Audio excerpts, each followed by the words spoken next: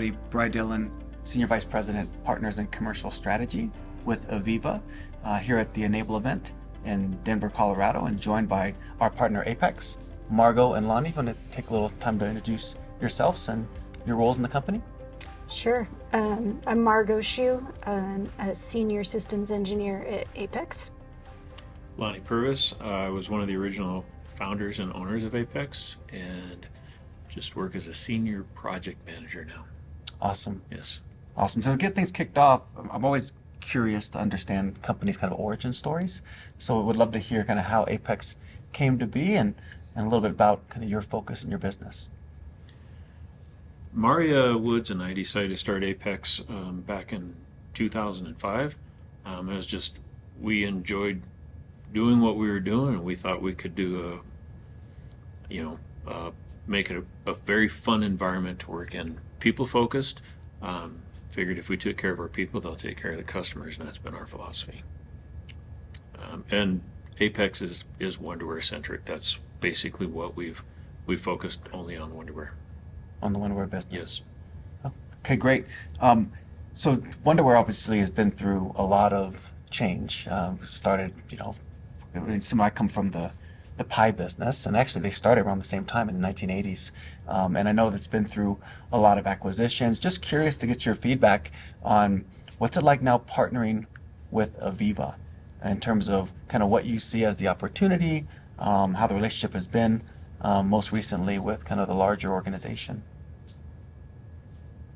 I would say from my end, I typically work in the MES space, and the partner environment that the MES program has been great for providing content, for providing ideas and solutions, for asking what problems we have, and as a group, do people have ideas or solutions or best practices? And so I've taken a lot of that away, and that's really jump-started if I've started a new project. So in your guys' business, like what are kind of some of the key industries you focus on? Is there specific verticals, or are you more horizontal? Where is your focus areas? For us, through our history, you can look through the years, and we've had different industries that have jumped to the top. I would say historically our largest has always been food and beverage. Okay. But we've had several years where semiconductor was our largest, and we're currently our largest is oil and gas, and has been Oh, wow. for about 3 years. Oh, wow. Yeah. So a real change. And did that have to do with kind of just the industry dynamics, or was that, what was kind of the drivers that you saw those things move? Was it your focus? What made that change? No, it was our vendor, and working with one of their local customers, but a very large customer out of Alaska. We ended up getting in on a fairly large project. We'll be doing 14 facilities, about 1 million IO. Oh, wow. Setting all that up with System Platform, OMI, Historian, Pi. So it's a large project, and in a company like ours, often when you get a large project like that, it throws that industry Sure. right to the top of the pile. So, Sure. Yeah, that's where we're at. Yeah. So you heard a bit about our strategy. Obviously, looking to do things connected MES up into the cloud. System platform. How do we take the data set and make that data set available for more things? Just curious to get some of your feedback on the strategy and kind of maybe what you're hearing from customers. Is that an area where you see opportunity for more growth for your business? I think people are excited about it, and as we see more multi-site or distributed projects, I think that connectivity and being able to share data and have a central source to view those things is going to become more critical. What about on the system platform side? Any?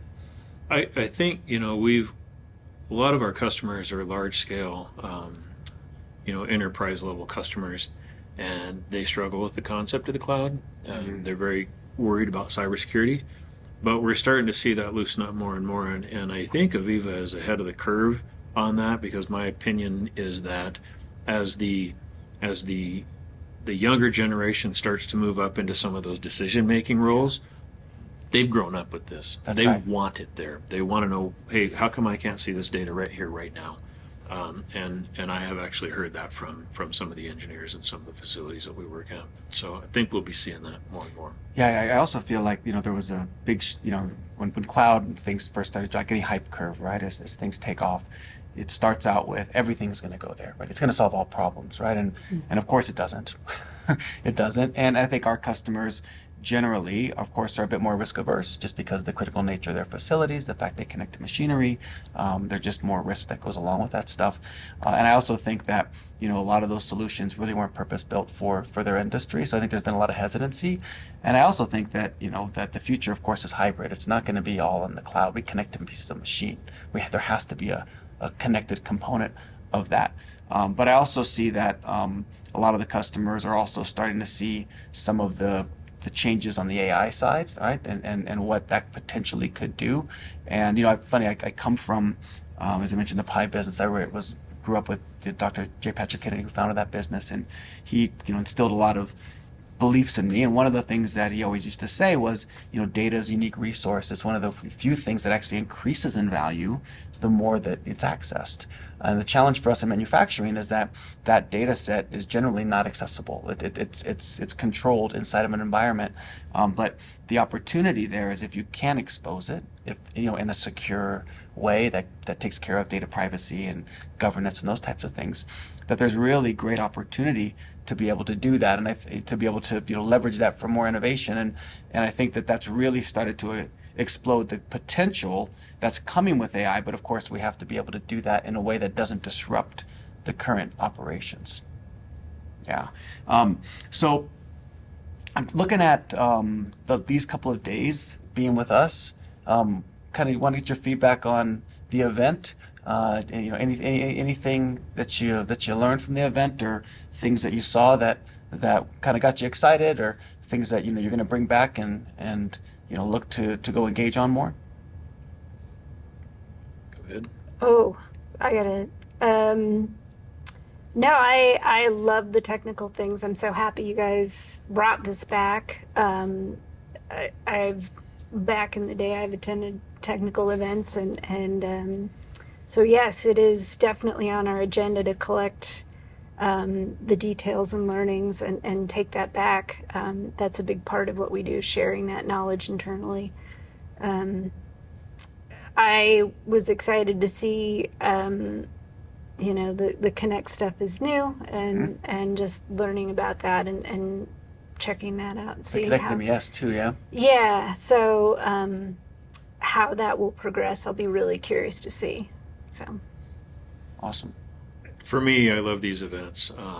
Always have loved when they put the vendors, the endorsed SIs, and especially the product owners in the same area. We can go to the larger conventions, the meetings, the SAMCs, where you have customers and you have NESI, and it's really hard to get those product managers and those product engineers. It's hard to get a slice of their time. And when we have a more intimate system like you guys have put together here, I get a lot more, just a lot more of their time. And then we have actually put some pretty great relationships with the endorsed SIs, the other endorsed SIs, and it's always fun to get to sit down, have a meal with them and talk and see what they're up to and how they're doing.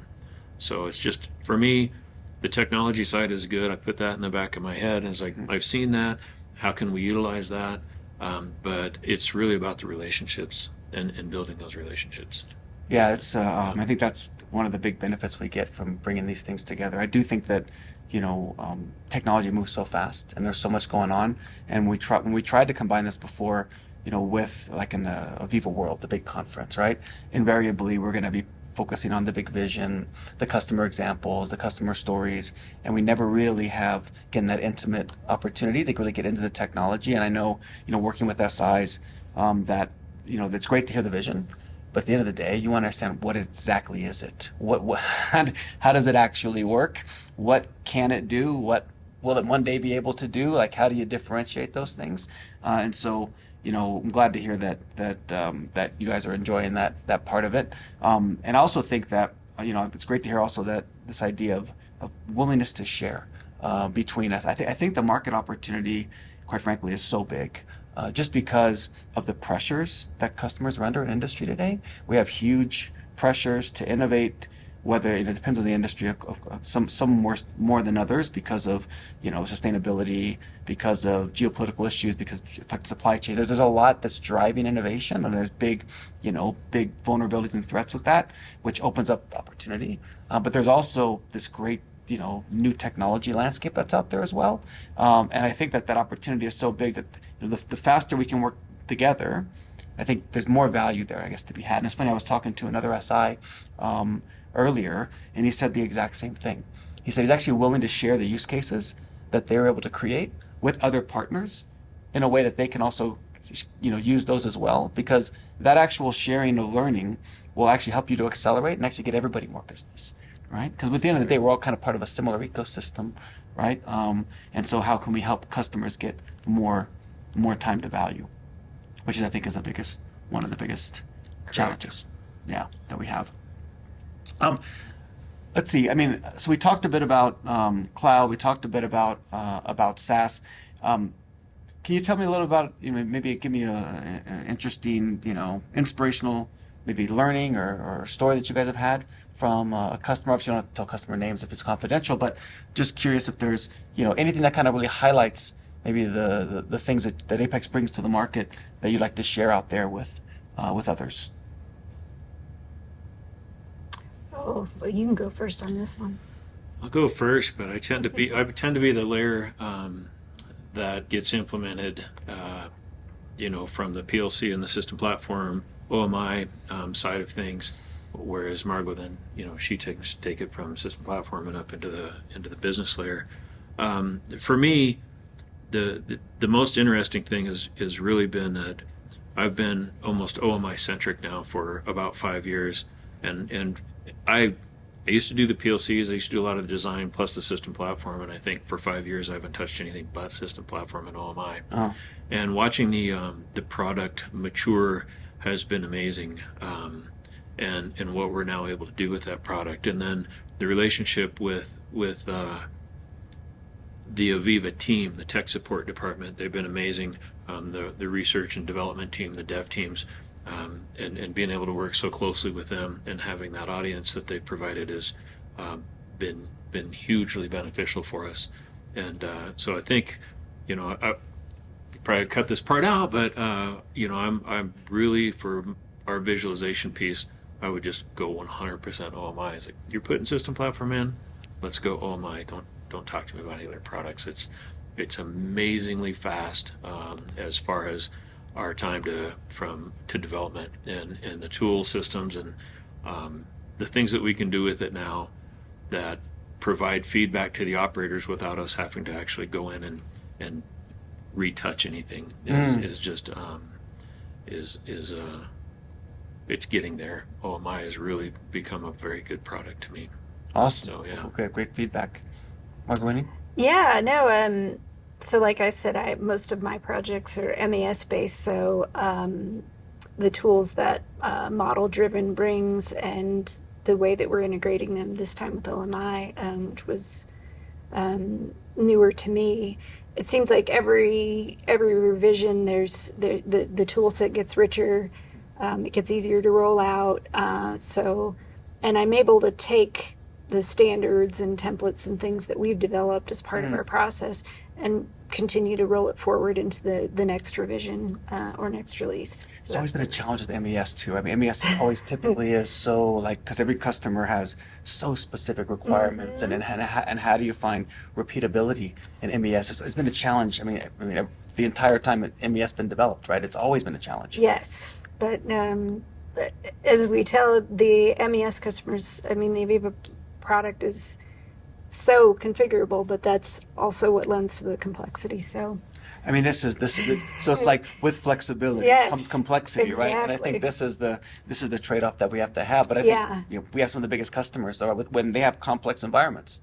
They do, but this, like I said, the model-driven tool set has made it a lot easier to roll out solutions and get things in customers' hands quickly. So that's helped. I would add on that, kind of a shout out to Margot and the whole MES team at Apex. They focus hard on implementing their solutions without having to write custom,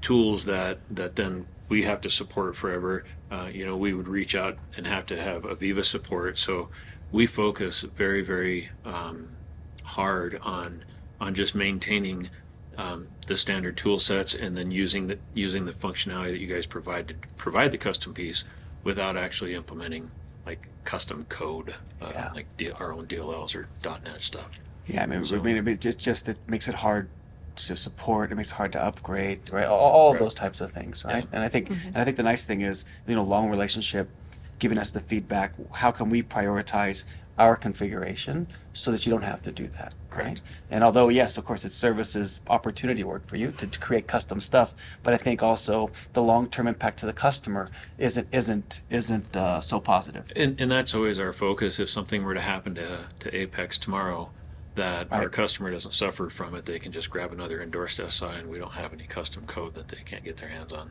Yeah. So, 100%. Yeah, makes sense. I guess before closing out with you guys, anything else you want to see from Aviva? Areas, obviously the OMI thing I got, double down on OMI, that you believe in that technology. It's any other areas of support or visibility or anything else that we could do you think better as a partner? I'm excited to see the investment that you're making in making information and collaboration more available to the general integration, users. That's been great. I'd like to share some of those tidbits with our team. I like to share some of those with customers, and it makes it more accessible. So I think that's great. You guys are investing in. Awesome. Good. On my end of it, I think with the endorsed SIs starting to work with Fabio and working with Natalie and that team, trying to get a little bit more exposure up to the dev side of the company, so that they recognize a few things that we struggle with in order to implement the product, and some of the simple things that I think they could implement that would make it a lot easier. And talking with Fabio and working with Natalie, they're moving in that direction. We're getting better. Yeah, and I recognize Aviva is a large company, but having access to those team members has been very beneficial. Yeah, I mentioned it when I first kicked off the event about stakeholders, right? Your stakeholders in our business.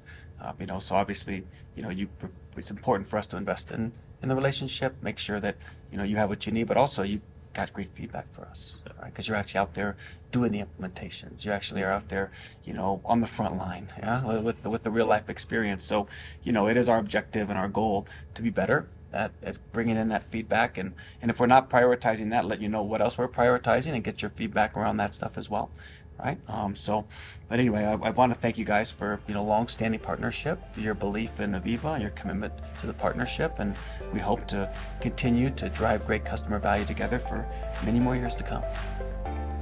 Thank you. Thank you.